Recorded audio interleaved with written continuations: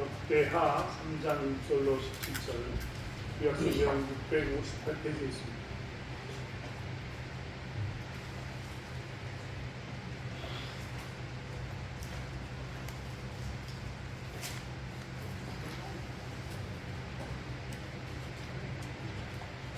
말씀 찾으셨으면 역대하 3장 1절로 17절 말씀을 한 절씩 교독하겠습니다.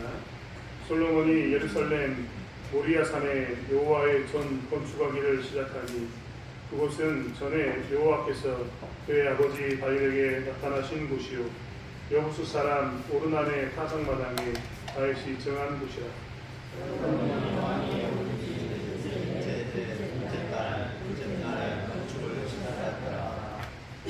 솔로몬이 하나님의 전을 위하여 높은 지대, 높은 지대는 이러하니 옛날에 쓰던 자로 길이가 60규빗이요 너비가 20규빗이며 그 성전 앞에 있는 나무의 길이가 성전 넓이와 같이 20규빗이요 너비가 20규빗이니 나는 순금으로 입혔으며 그 대전 천장은 잣나무로 만들고 또 순금으로 입히고 그 위에 종려나무와 사슬 형상을 새겼고 보석으로 성전을 꾸며 화려하게 하였으니 그 금은 아로마의 금이며 또 금으로 성전과 그 들보와 문지방과 벽과 문짝이 입히고 벽에 그룹들을 바로 새겼다. 성전을 지었으니 성전 넓이대로 길이가 20규빗이요 넓이도 20규빗이라 순금 백백 바닥으로 입혔으니 못 무게가 금 50세겔이요 바락들도 금으로 입혔다. 수상소 안에 두 그룹의 형상을 새겨 만들어 금으로 입혔으니 두 그룹의 날개 길이가 모두 20규빗이라. 왼쪽 그룹의 한 날개는 5규빗이니 성전 벽에 닿았고 또 다른 날개도 5규빗이니 오른쪽 그룹의 날개에 닿았으며 오른쪽 그룹의 한 날개도 5규빗이니 성전 벽에 닿았고 또 다른 날개도 5규빗이니 왼쪽 그룹의 날개에 닿았으며 이 두 그룹이 떤 날개가 모두 20규빗이라. 그 얼굴을 내전으로 향하여 서 있으며 자색 색실과 모음대로 성문을 짓고 그 위에 그룹의 형상을 수놓았다. 성전 앞에 기둥들을 만들었으니 높이가 35규빗이요 각 기둥 꼭대기에 머리가 5규빗이라. 같이 사슬을 만들어 그 기둥머리에 두고 종류 100개를 만들어 사슬에 달았으며 함께 읽겠습니다. 그 두 기둥을 성전 앞에 세웠으니 왼쪽에 하나요 오른쪽에 하나. 오른쪽 것은 야긴이라 부르고 왼쪽 것은 보아스라 불렀더라. 아멘. 우리는 무엇을 하면 안 된다라는 것을 강조하면서 이야기하기를 삼불론이라고 이야기합니다. 삼불론이라는 이야기는 세 가지 불가능한 이유라는 말입니다. 어떤 일을 하면서 그것을 절대 하면 안 돼요 라고 이야기하면서 삼불론을 주장하는 그런 경우가 종종 있습니다. 대부분 3이라는 숫자 3이라는 완전한 숫자로 그런 대입해서 삼불론, 절대 해서는 안 돼요 라는 말을 강조하면서 삼불론을 이야기하기도 합니다. 이스라엘이 성전을 지었을 때 이스라엘 백성들에게 있어서 성전은 어떤 의미였을까? 여러분 우리는 그 의미들을 생각해 보아야 합니다. 다윗이 성전을 지었던 당시에 그 성전의 의미와 또 혹은 그 이전으로 돌아가서 모세가 하나님께 성전에 대해서 이야기를 들어서 지었던 광야에서의 성전을 지었던 그 모습과 그리고 지금 이제 역대기 하로 넘어와서 이스라엘 백성들이 포로로 귀환하고 난 이후에 다시 성전을 지을 때 소위 말하면 수르바벨 공동체가 세웠던 수르바벨 성전이 지어졌을 때 각각의 성전이 지어졌을 때 느낌이 어땠을까 우리는 생각해 보아야 합니다. 아마 모세가 성전을 처음 지었을 때 그리고 솔로몬이 성전을 지었을 때 그리고 수르바벨이라고 했던 포로기 이후에 사람들이 성전을 지었을 때는 정말 다른 느낌이었을 것 같습니다. 광야에서 하나님께서 함께해 주신다라는 의미로 성전에 임하신다는 말을 들었을 때 이스라엘 백성들은 엄청 기뻤을 겁니다. 그래서 그들은 애굽에서 가졌던 모든 물건을 다 동원해가지고 그들은 성전을 지었습니다. 즐거웠을 겁니다. 그들이 이제 광야에서 이동할 때마다 성전을 중심으로 그 상막집 언약궤를 중심으로 해서 이동하고 멈추고 진을 쳐도 그것을 중심으로 진을 치는 이런 모습들은 그들에게 있어서 하나님들을 경험하는 어떤 기쁨이었기 때문에 그들은 즐거웠을지 모릅니다. 솔로몬의 성전이 지어졌을 때도 마찬가지입니다. 다윗이 돈을 엄청나게 많이 모아서 성전을 짓기를 사모했습니다. 그리고 성전을 지으면서 우리가 봤던 것처럼 제 법궤와 제단이 함께 뭉쳐지는 그 가운데 우리 하나님의 임재를 이제 이 중앙성소에서 만날 수 있다는 것 때문에 그들은 큰 기쁨 가운데 있었을 겁니다. 금으로 모든 성전을 금으로 도색을 도금할 만큼 도금이라고 합니다. 금을 펴서 붙일 만큼 그들은 엄청나게 막대한 돈을 들여가면서도 성전 짓는 일이 즐거웠을 겁니다. 반면에 포로기로 끌려갔던 이스라엘 사람들이 다시 성전을 지었을 때는 어떤 느낌이었을까? 우리는 역대기를 보면서 항상 말씀드렸습니다. 역대기는 포로로 끌려갔다 온 사람들이 아무것도 없는 상태에서 다시 성전을 짓는 모습이다라고 말씀을 여러 번 드렸습니다. 성전을 짓는 사람들 입장에서는 지금 아무것도 없는 상태에서 이 성전을 짓는 것이 굉장히 힘든 일인 게 분명합니다. 솔로몬의 성전에 대해서 이렇게 이야기하는 것이 그들에게는 어떻게 다가왔을까? 아마 그들은 말씀을 오늘 있는 이 역대기 말씀 말고 에스라나 느헤미야나 혹은 다른 곳에 있는 말씀을 참비해서 살펴보면 그들은 성전을 짓는 것을 썩 달가워하지는 않았을 겁니다. 물론 성전을 짓기 위해서 그들은 다가왔지만 여러 가지 방해가 있어서 성전에 대해서 그들은 여러 가지 다른 생각을 가지고 있었던 게 사실입니다. 이스라엘 입장에서도 아마 성전을 짓자고 이야기하는 것에 대해서 삼불론 이런 것 때문에 안 됩니다라고 이야기할 만큼 세 가지 정도의 이유는 분명히 있습니다. 성전을 지어서는 안 되는 이유 첫 번째로 따진다고 이야기하면 아니 성전이 없는 곳에서도 하나님께서는 기도를 들으셨고 만나주셨는데 굳이 성전을 지어야 하는가라고 그들은 성전 짓지 말자라는 첫 번째 이유를 댔을 겁니다. 예레미야서 29장에 보면 29장이 뭐라고 말씀했냐면 29장 11절과 13절에 하나님께서는 이스라엘 백성들에게 약속해 줍니다. 예레미야서 29장은 바벨론으로 끌려가 있는 포로들에게 편지를 쓴 건데 그들에게 뭐라고 얘기했냐면 바벨론에 떨어져 있는 너희들이 만약에 내게 부르짖으면 내게 와서 기도하면 내가 너희들의 기도를 들을 것이요 너희가 온 마음으로 나를 구하면 나를 찾을 것이요 나를 만나리라 라고 이야기합니다. 성전이 있는 곳이 아니라 바벨론 땅 포로로 끌려간 2000km 떨어진 곳에서 너희들이 있는데 거기서 하나님 찾으면 만난다고요? 못 만난다고요? 만난다고. 그러면 우리는 질문할 수 있지 않습니까? 바벨론 땅에는 성전이 없는데 어떻게 하나님 만나냐? 이스라엘은 그동안 성전이 있어야 하나님 만난다고 이야기하지 않았냐? 그런데 에레미야서 29장 12절과 13절은 하나님께서 약속해 주십니다. 성전 없어도 만난다. 성전이 없어도 너희들이 나를 간절히 찾으면 온 마음 찾으면 만날 거다라고 이야기했습니다. 실제로 이스라엘 백성들은 바벨론에서 하나님을 만납니다. 한두 번 만난 게 아닙니다. 이스라엘 백성만 만난 게 아닙니다. 여러분 우리가 잘 알고 있는 다니엘서 그 다음에 에스더서 우리가 두 번 잘 알고 있는데 한번 살펴보자니까요. 우리가 잘 알고 있는 다니엘만 봐도 그렇습니다. 다니엘이 어디 있었습니까? 바벨론 땅에 있었습니다. 다니엘서를 보면요 1장부터 6장까지 다니엘이 이한 수많은 기적들이 나옵니다. 1장, 2장 넘어가면서 어떤 사건이 나오냐면 이제 느부갓네살 왕이 꿈을 꾸는 장면이 나옵니다. 느부갓네살 왕이 꿈을 꿨는데 그 꿈을 해석한 사람이 없습니다. 그래서 다 이 모든 사람들을 죽이려고 하는데 그때 다니엘이 꿈을 해석해 줍니다. 그때 느부갓네살 왕이 뭐라고 이야기하는지 아십니까? 다니엘이 하나님이 참 하나님이다. 하나님은 참으로 모든 신들의 신이요 모든 왕의 주제이다라고 다니엘서 2장 47절에 보면 느부갓네살 왕이 그렇게 이야기합니다. 그러니까 유대인들끼리만 우리 하나님께서 내 기도를 응답해 주셔서 이게 아닙니다. 다니엘 같은 사람이 하나님께 정말 기도했더니 하나님께서 응답해 주시는 것을 당시에 왕이 어떻게 한다고요? 보는 겁니다. 그리고 뭐라고 고백한다고요? 야, 네 하나님 진짜구나. 다른 신들은 다 가짜야. 네 신만 진짜야. 라고 이야기해주는 그런 장면이 나옵니다. 거기만 있으니까 3장 28절 29절에도 보면 금신상 숭배 사건 이후에 느부갓네살 왕이 또 선포합니다. 뭐라고 이야기했습니까? 각 나라의 조선을 내리면서 이야기합니다. 뭐라고 이야기했냐면 이같이 사람을 구원할 다른 신은 없다. 다른 신은 없다. 오직 이 신만이 사람을 구원한다.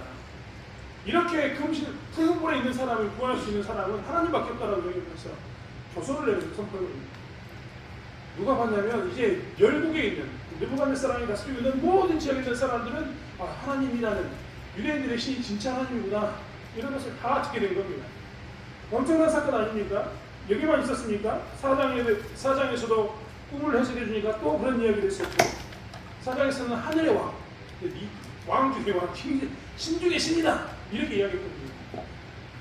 5장에서는 뭐라고 얘기했습니까? 메네메네 대개 우르바신이라는 글자를 해석해 주자. 또 그때 누가 얘기하냐면 벨사살 왕이 또 하나님께 인정합니다. 6장에 넘어갔을 때는 누가 인정합니까? 사자굴의 사건을 통해서 다리오 왕이 이야기합니다. 다리오 왕이 뭐라고 이야기했냐면 다니엘의 하나님 앞에서 떨며 기도해라 라고 이야기합니다. 그는 구원하시기도 하시며 건져내기시도 하시며 하늘에 쓰든지 땅에 쓰든지 이적과 기사를 행하시는 이다라고 이야기하면서 다리오 왕이 하나님을 찬양합니다. 모든 사람들이 다 어떻게 합니까? 하나님을 봤습니다. 다니엘이라는 사람이 하나님께 기도했더니 정말 남들이 이루지 못할 것들을 다 이루고 사는 그런 것들을 어디서 봤다고요? 바벨론에서 봤습니다. 그것만 있습니까? 에스더서에서 이 하만이라는 이 사람이 그들을 죽이려고 할 때 그들이 뭘 했습니까? 하나님께 간구했습니다. 에스더와 모르드게를 통해서 하나님께서는 이스라엘을 구원해 주셨습니다. 그래서 이스라엘 백성들이 나중에 불임전을 만듭니다. 불임전. 주사위라고 발음하는 풀인에서 따와서 불임전. 그래서 그들을 축제합니다. 이스라엘은요, 불임전은 절기를 만들어가지고 축제했습니다. 뭐 때문에요? 바벨론 땅에 있을 때 하나님이 자기 백성을 구원한 사건을 통해서 기념하기 위해서 1년 안에 절기가 생겨서 축제를 만들었던 겁니다. 즉 다니엘도 에스더서도 보면은 하나님이 항상 이스라엘 백성들이 뭘 했습니까? 기도를 응답해 주셨습니다. 성전이 있었습니까? 없었습니까? 없었습니다. 그런데 하나님께서는 응답해 주셨다는 겁니다. 그러니 돌아온 이스라엘 백성들 가운데서도 그런 말이 나올 것도 합니다. 아니 성전이 없을 때도 우리가 바벨론 땅에서 응답을 받았고, 성전이 없을 때도 각각의 왕, 느부갓네살 왕, 다리오 왕, 벨사살 왕, 모든 왕들이 다 하나님을 인정했고 조서를 내려가지고 그 다스리는 땅에다가 하나님이 진짜 하나님이다라고 선포했는데 굳이 성전 지어야 되냐 라고 이야기하면서 성전 짓지 않아도 되지 않냐 라고 이야기했을 겁니다. 또한 어떤 사람은 이렇게 이야기했을 겁니다. 아니 우리 지금 성전 필요 없지 않느냐, 우리가 바벨론 땅에 살면서부터 우리가 뭘 가지고 있냐면 회당이라는 것을 가지고 있지 않느냐, 우리가 회당, 시나고그를 가지고 있었는데 만남의 장소로서의 이 헬라어로 시나고그, 이런 공간이 우리에게 있지 않느냐, 굳이 우리가 회당에서 말씀 받고 회당에서 우리가 성경도 낭독하고 설교도 들었고 축도도 있고 기도도 있는데 바벨론 땅에 있을 때부터 우리가 그걸 쓰여가지고 그 안에서 충분히 회당이라는 제도를 통해서도 은혜를 누리고 살았는데 그 땅에서 하나님 만나고 할 거 다 했는데 굳이 우리가 이 성전 지어야 되냐, 그냥 회당을 좀 더 발달시키면 안 되냐, 그 회당 그대로 가자, 돈 들여서 굳이 이거 지지 말고 이렇게 가자라고 그들은 이야기하면서 회당이 있는데 굳이 무슨 성전이냐 라고 그들은 또 다른 이유로 짓지 말자 라고 이야기하는 또 다른 불가론을 이야기했을 겁니다. 굳이 하나를 더 하자면 이제 돈이 없다. 돈이. 솔로몬 성전 지을 때 이것들을 보십시오. 금이 도대체 얼마가 들어갔습니까? 금 한 달란트가 약 20kg입니다. 20kg. 그런데 오늘 이것만 봐도, 크게만 읽어봐도 여기 순금 600달란트가 들어갔습니다. 여기 못 무게가 금 50세기입니다. 이런 막대한 돈을 들여서 그 다음에 이렇게 금으로 굳이 이 포장을 안 해도 이야기한 것처럼 성전을 짓는 것 자체가 얼마나 힘든 일입니까? 그 공사 자체가, 아니 이제 돌아와가지고 아무것도 없는 상태에서 이런 막대한 공사를 한다는 게 말이 됩니까? 돈도 없는데 국가 재건을 위해 다른 일을 했으면 했지, 여기에 굳이 우리가 해야 되냐, 돈도 없고 방해도 많고 주변 나라들이 다 반대하는데 굳이 그것들을 우리가 무릅쓰고 해야 되냐라고 이야기했어. 또다시 그들은 삼불로 하지 말자, 성전 짓지 말자라고 이야기했을 겁니다. 여러분 그렇지 않습니까? 굳이 하나님께서 기도 응답해 주시는데 성전 지어야 되냐, 회당도 있다, 성전을 대신할 것도 있다, 지어야 되냐, 거기다 돈도 많이 든다, 주변 방해도 심하다, 우리가 굳이 이거 해야 되냐. 이스라엘은 그렇게 이야기했을지 모른다는 거예요. 제가 만약에 현실적인 제가 봐도 내가 만약에 그런 상황이 있으면 짓지 말자라고 이야기했을 것 같습니다. 아니 굳이 그거 뭐하러 짓냐고, 그런 이야기 했을 것처럼 저도 그런 생각을 했을 것 같습니다. 이스라엘 백성들도 성경을 보면 곳곳에서 그들이 성전을 지으면서 굉장히 큰 어려움을 겪습니다. 그런 어려움을 겪는 그들에게 성전을 짓는다는 것은 어떤 의미였을까요? 오늘 성경에 보면요, 여기 보면 재밌는 이야기가 있습니다. 3절에 보면 옛날에 쓰던 자로, 즉 성전을 짓는 사람들은 옛날에 쓰던 자로, 그러니까 옛날 사람들은 그렇게 지었어 라고 얘기하면 오늘날 사람들은 옛날에 있는 솔로몬의 시대 사람이 아니라 지금 포로를 끌렸던 사람인 것이 더 분명해집니다. 아무튼 이렇게 포로를 끌렸던 사람들에게 성전을 짓는 일이 굳이 필요한가? 삼불론이라고 이야기해서 짓지 말자라는 말이 횡배했을지. 아마 그럼 묻고 싶습니다. 도대체 이스라엘은 이렇게 여러 가지 이유로 돼서 안 해도 되는데 성전 연습 하나님 만날 수 있고 성전 대신 회당이 있고 돈도 많이 들어가고 주변도 반대하는데 굳이 우리가 이것을 지어야 되냐? 왜 성전을 지었어야 했을까요? 왜 역대기 말씀을 통해서 성전 짓는 이야기를 하시고 성전을 지으라고 이야기하셨을까? 왜 그들은 솔로몬의 성전보다 화려하지 못하지만 굳이 수르바벨 공동체가 지어야 되는 수르바벨 성전을 지었어야 했는가? 도대체 성전을 짓는다는 것은 무엇인가? 오늘 성경은 성전이 짓는 것에 대해서 이야기하고 있는 겁니다. 여러분, 우리 대부분 다 성전은요, 장소로만 생각합니다. 장소. 공간적인 부분으로만 우리가 장소의 의미로서 성전을 생각하는데 사실 그 장소는 왜 있었던 겁니까?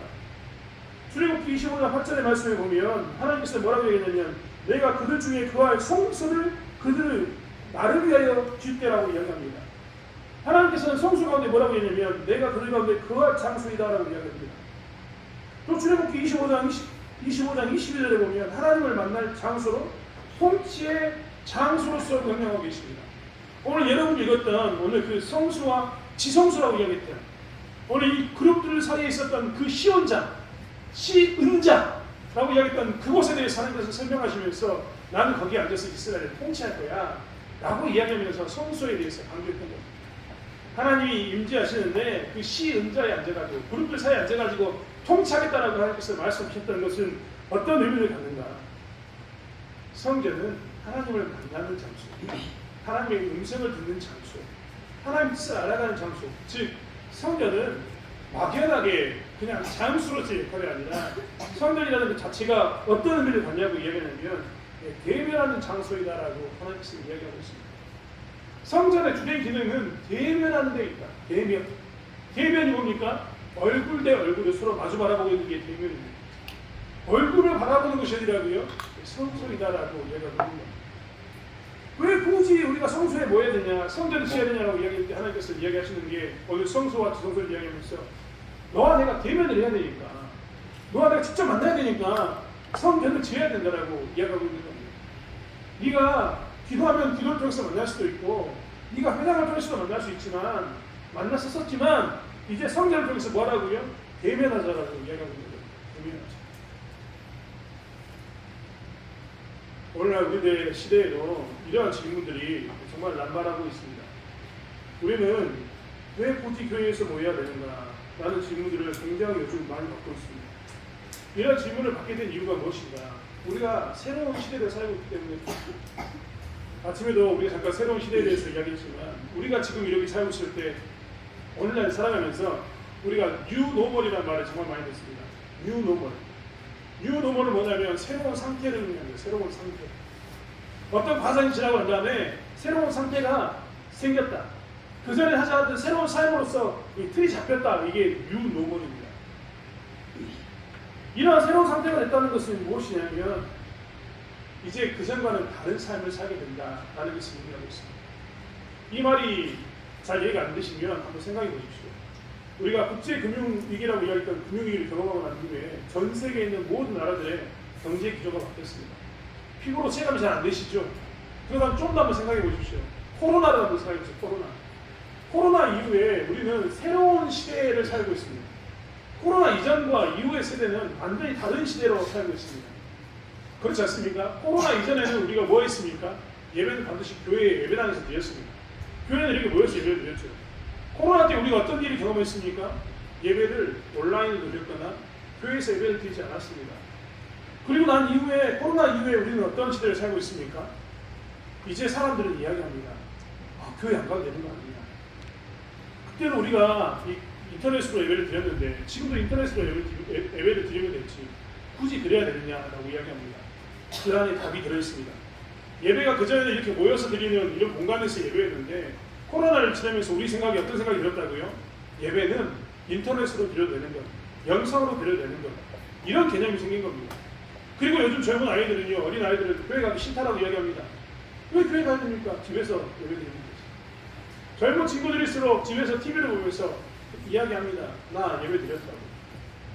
네, 젊은 친구들은 요즘 이 바캉스 기간이 되면요, 많은 젊은 친구들이 뭐라고 이야기하냐면, 나 피서지에서 핸드폰 들고 예배 드렸습니다라고 이야기합니다. 피서지에서 핸드폰 들고 예배 드린 게 예배인가? 그런데 우리는 이것에 대해서 정말 어떤 상태라고 이야기하면 새로운 상태는 새로운 상태. 이것에 대해서 뭐라고 할 말이 없는 겁니다. 왜? 코로나 시기 때 그런 일을 했기 때문에. 새로운 것들이 우리의 삶 가운데 들어와서 마치 그것이 당연한 것처럼 어떤 틀을 만들어가고 우리를 새로운 표준으로, 새로운 것으로 이끌어가는 그런 모습 가운데 우리가 지금 놓여야 됩니다. 원래 그렇기 때문에 많은 사람들이 이야기합니다. 굳이 인터넷으로 예배 드릴 수 있는데, 우리가 굳이 핸드폰으로 예배 드릴 수 있는데 굳이 뭐 해야 됩니까?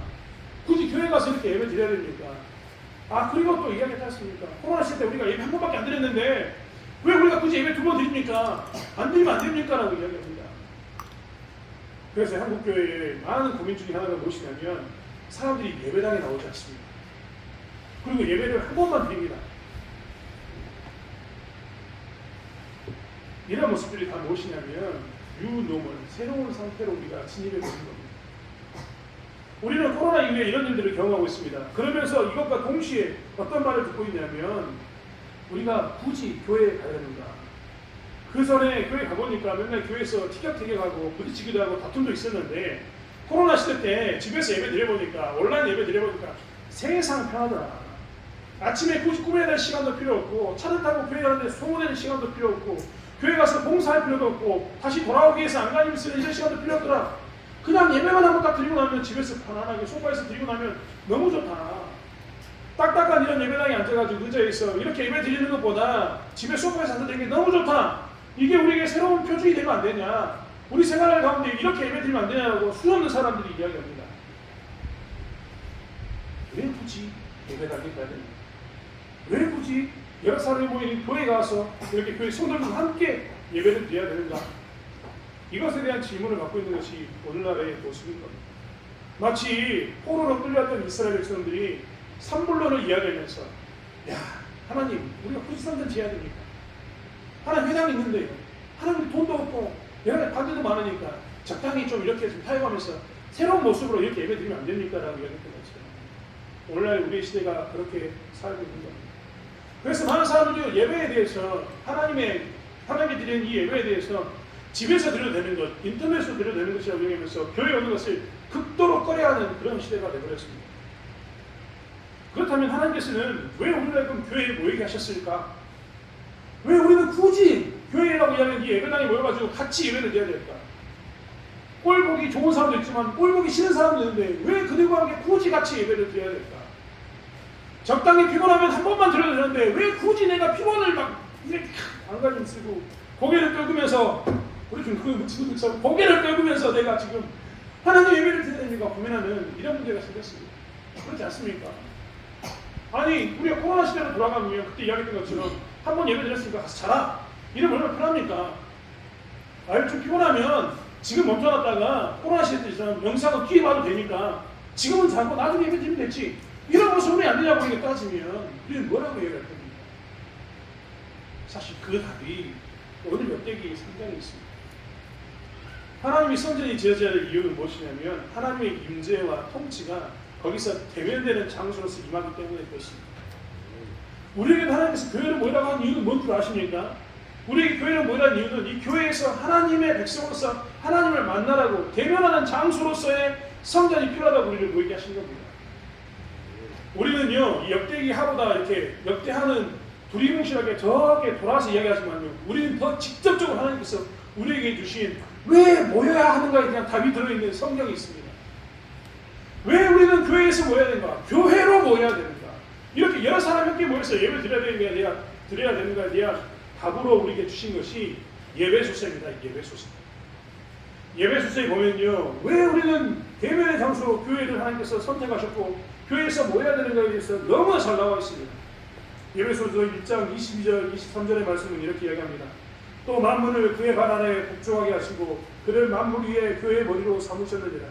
교회는 그의 몸이니 만물 안에서 만물을 충만하게 하시는 이의 충만함이니라. 말이 굉장히 어렵습니다. 제가 이 1장 23절의 말씀을 읽으면서 만물 안에서 만물을 충만하게 하시는 이의 충만함이라 라고 읽었는데 이것의 의미를 아는 사람이 몇 명 안 될 겁니다. 이 말을 들으면 이게 뭔 말입니까? 라고 이야기하는 사람이 더 많을 겁니다. 제가 좀 더 쉽게 쉬운 성경을 읽어드리면 거기에는 이렇게 나와 있습니다. 교회는 그리스도의 몸이며 모든 것을 넘치도록 채우시는 분이 계신 것입니다. 교회에 대해서 뭐라고 이야기했냐면 교회는 그리스도의 몸이다. 그리고 모든 것을 넘치도록 채우시는 분이 계신 곳이다. 우리가 교회에서 코로나 이후에 우리가 교회에서 왜 예배를 드려야 되냐고 물어보면 예배 순서의 말씀은 우리에게 이렇게 이야기하고 있는 겁니다. 너희는 뭐라고요? 너희는 교회로 구성되어 있고 교회의 머리는 그리스도이시고 그리스도는 뭐 한다고요? 그 그리스도를 통해서 우리는 모든 것을 넘치도록 체험을 받는다. 우리에게 채워주시는 분이 계신 곳은 어디나?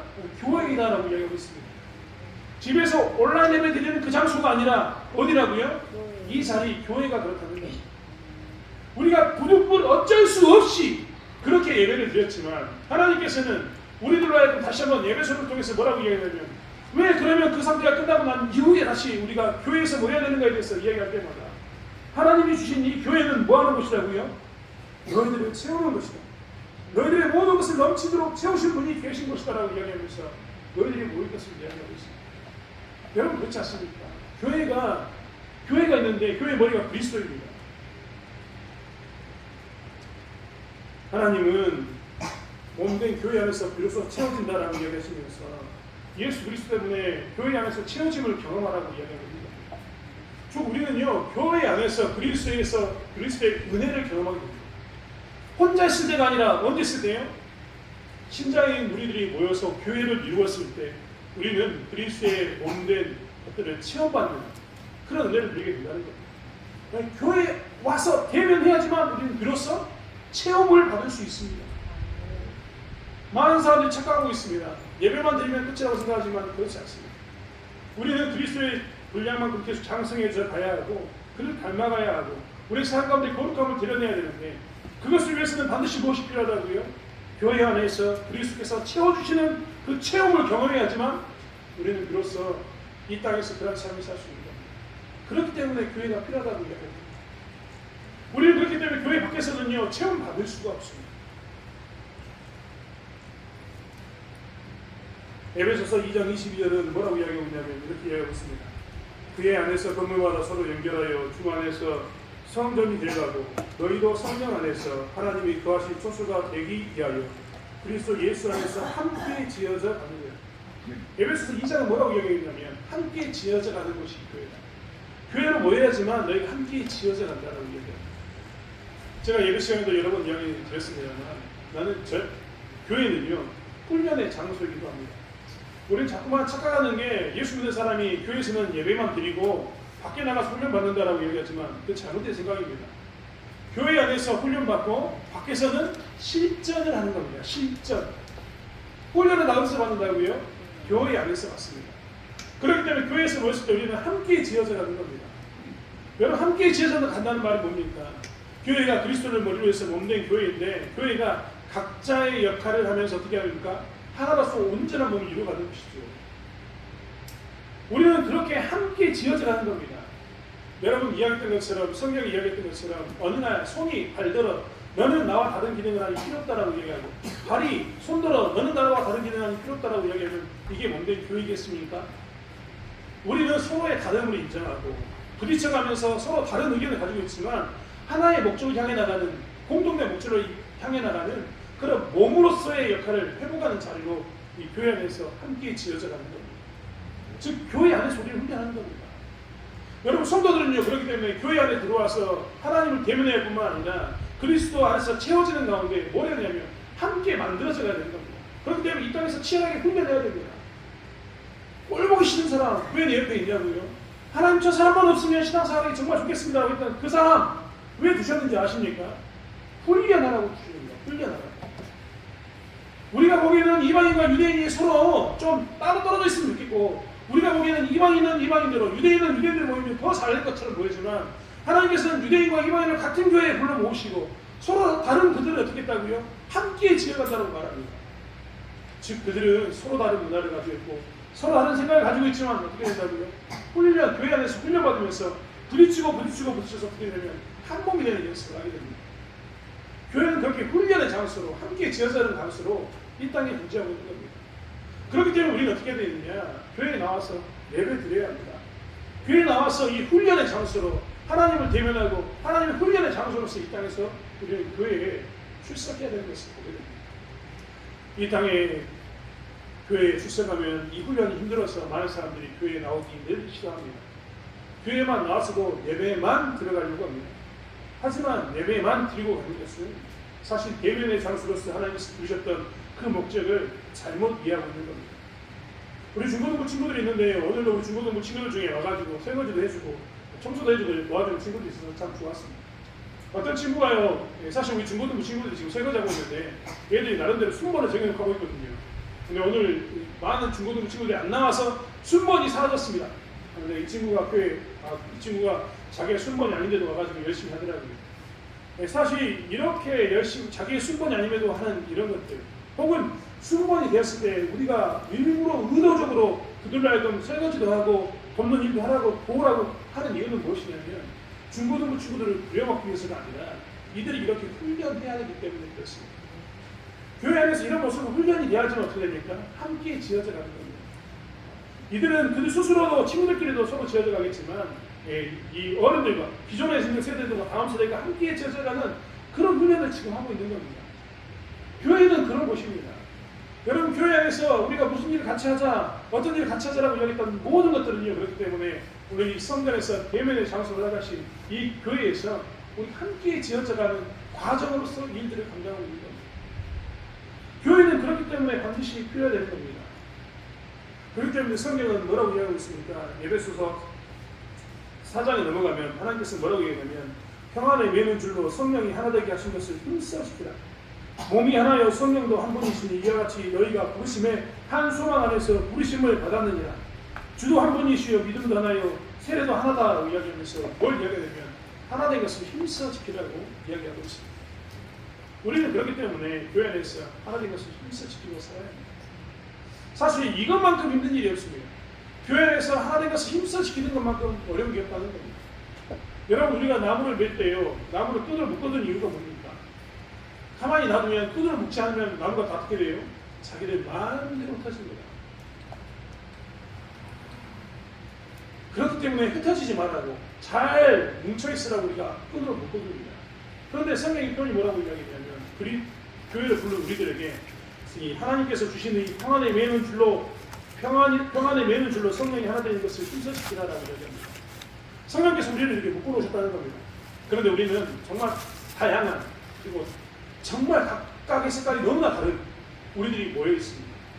교회 안에 모여 있는 겁니다. 그렇기 때문에 우리는 무엇을 되냐면 더욱더 이 하나님을 힘써 지켜야 됩니다. 흩어지려고 할 때마다 우리는 뭘 지켜야 된다고요? 하나님을 지켜야 되는 겁니다.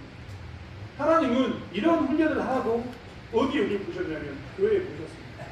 그리고 이런 훈련이 돼야지만 우리는 그리스도를 머리로 한 몸된 교회로서의 역할을 비로소 감당할 수 있는 겁니다. 이스라엘 백성들도 마찬가지입니다. 굳이 하나님께서 기도도 응답해 주시고 그들에게는 회당도 있고 그들에게는 여러 가지 어려운 사정도 있는데 하나님께서 성전을 지으려 했던 이유는 오직 뭐 때문이냐면 대면의 장소에 나와서 서로 하나님과 대면하고 성도가 대면하면서 뭐라고 그러냐면 이렇게 교회당을 세우기 위해서 하나님께서는 그들에게 성전을 지으라고 성전에 모이라고 명령하신 겁니다. 오늘날에 살아가는 우리들도 그렇기 때문에 이 말씀을 놓치지 않기보다는 우리는 하나님께서 교회를 부르셨고 교회 가운데서 모여서 예창 교회를 모여서 함께 생활해야 합니다. 나이가 많으신 분들은 신앙의 선배로서의 역할을 감당해야 되고 다음 세대는 다음 세대의 역할을 감당해야 합니다. 똑같은 일을 하자는 얘기가 절대 아닙니다. 각각이 가지고 있는 일들을 맡아서 그 일들을 감당함으로 우리는 어떻게 해야 됩니까? 교회 안에서 서로 훈련되어지고 하나님을 지키고 살아야 되는 것입니다. 그러기 위해서 우리 대창교회가 필요한 줄 믿습니다. 사랑하는 성도 여러분, 다시 한번 우리가 좀 기억했으면 좋겠습니다.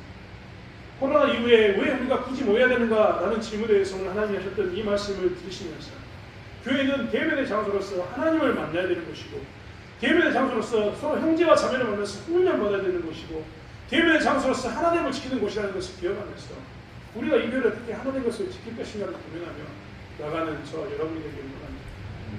여러분, 우리 가운데 혹시 지금까지도 나오지 않는 분들이 계신다면 우리가 그들을 세우기를 원합니다. 그들과 하나님을 힘써지키는 대면의 장소로서의 이 성전의 역할을, 교회의 역할을 다시 한번 품어가는 저와 여러분이 되기를 원합니다. 많이 힘드시겠지만 교회에서 훈련 잘 받으시고 몸된 교회 하나님을 드러내는 저와 여러분이 되길 원합니다. 기도하겠습니다. 하나님, 우리는 어떻게 살아야 합니까? 이스라엘 백성들도 굳이 성전을 지어야 되냐고 그들 나름대로 한글을 칠 겁니다.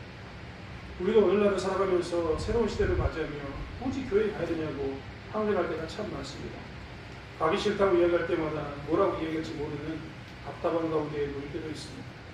하지만 아버지 하나님, 성전은 대면의 장소이고 하나님의 통치를 경외해야 할 장소이고 또한 교회 하나님을 경외해야 할 장소가 성전이었음을 보게 됩니다. 오늘날 우리들에게 하나님께서는 교회를 허락하시고 교회 안에서 하나님께서는 하나님 것을 지키라고 하셨고 훈련 받으라고 하셨고 그리스도 안에서 몸된 교회의 하나님을 위해서 체험을 받으라고 우리에게 말씀하셨는데 우리가 대면하는 장소인 교회에 나와서 그러한 은혜를 누릴 수 있도록 저희를 붙들어 주실 줄 믿습니다. 하나님, 혹여라도 우리들 가운데 코로나 이후에 교회에 대해서 약간 거리감을 두거나 약간 느슨한 모습의 어떤 모습들이 있었다면 다시 한번 이것들을 회복하게 도와주시고 교회 안에 모여서 하나님의 뜻을 이루어가는 공동체가 될 수 있도록 몸된 교회가 될 수 있도록 우리를 사용하여 주시옵소서. 감사드리며 예수님의 이름으로 기도드렸습니다.